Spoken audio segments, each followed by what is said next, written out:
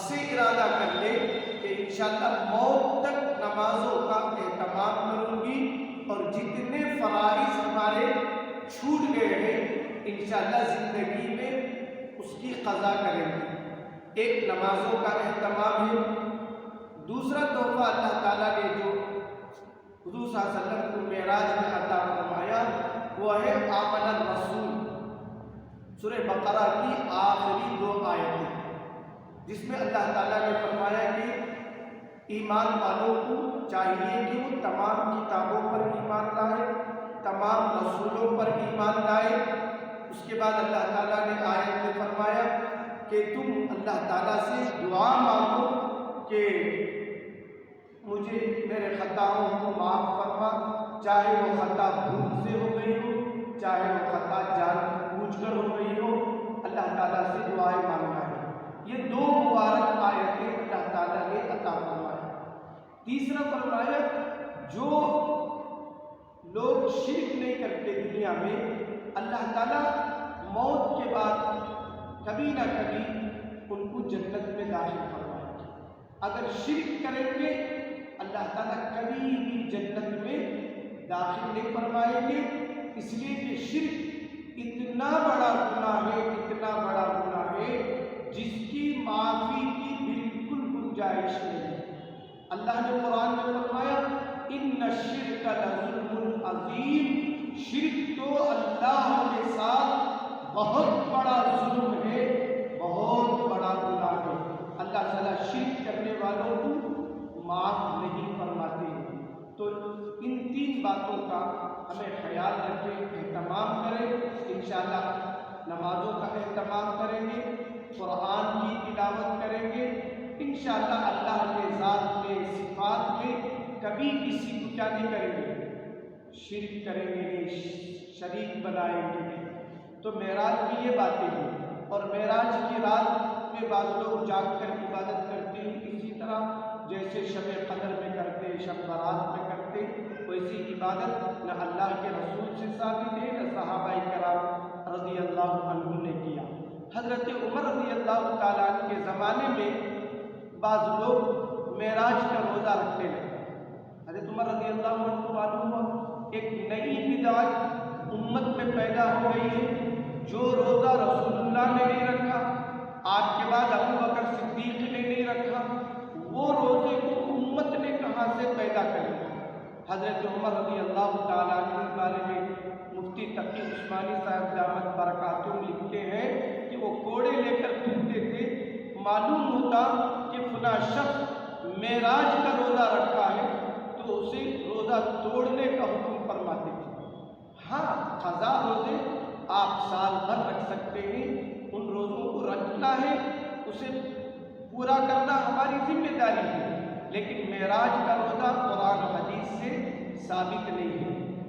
اس رات میں ویسی کوئی عبادت کا بھی حکم نہیں ہے۔ اس رات سے ہمیں یہ سبق لینا ہے کہ نماز ہمارے اوپر فرض کی گئی ہے۔ اللہ کے نبی صلی اللہ علیہ وسلم نے فرمایا نمازوں کا اہتمام کرو، یہاں تک کہ حضور صلی اللہ علیہ وسلم کے انتقال کا وقت آیا تو حضور صلی اللہ علیہ وسلم نے فرمایا الصلاۃ الصلاۃ، نماز کا اہتمام کرو، نماز کا اہتمام کرو۔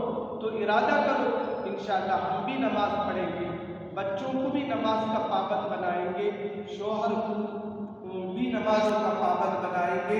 یہ مبارک مہینہ آ رہا ہے تو ان مبارک مہینوں میں دعائیں قبول ہوتی ہیں۔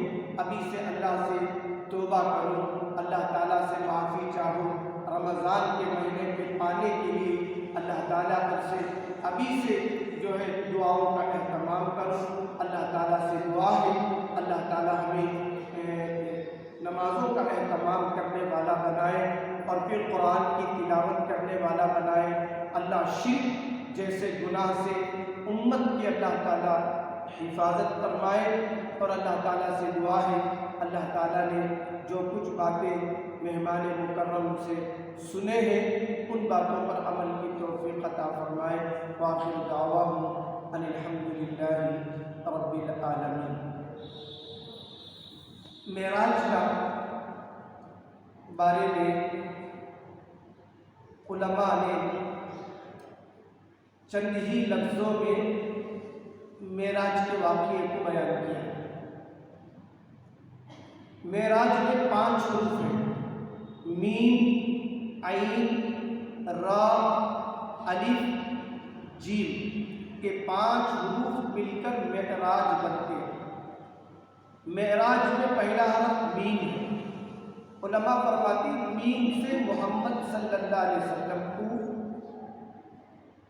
عین سے عرش پر، را سے رات کے وقت، الف سے اللہ نے، جیم سے جبرائیل کے ذریعے بلایا۔ تو معراج کا مطلب کیا ہوا؟ محمد صلی اللہ علیہ وسلم کو عرش پر اللہ نے رات کے وقت جبرائیل کے ذریعے سے بلایا۔ یہ 5 حروف میں علماء نے معراج کا مختصر خلاصہ بیان فرما دیا۔ اللہ تعالیٰ سے دعا ہے اللہ تعالیٰ نے معراج میں جو تحفے ہمیں عنایت فرمائے، ان تحفوں کی ہمیں قدر کرنے کی توفیق عطا فرمائے۔ دنیا میں ہمارا کوئی دوست، کوئی رشتہ دار، کوئی چاہنے والا معمولی بھی تحفہ دیتا ہے تو ہم اس کی حفاظت کرتے ہیں، اس کی قدر کرتے ہیں۔ اللہ کی طرف سے جو تحفہ ہمیں ملا ہے ہمیں ان تحفوں کی قدر کرنا ہے، ان کی حفاظت کرنا ہے۔ اللہ تعالیٰ ہمیں قدردانی بھی کرنے کی توفیق عطا فرمائے، اللہ ان کی حفاظت کرنے کی بھی اللہ توفیق عطا فرمائے۔ وآخر دعواہم ان الحمد للہ۔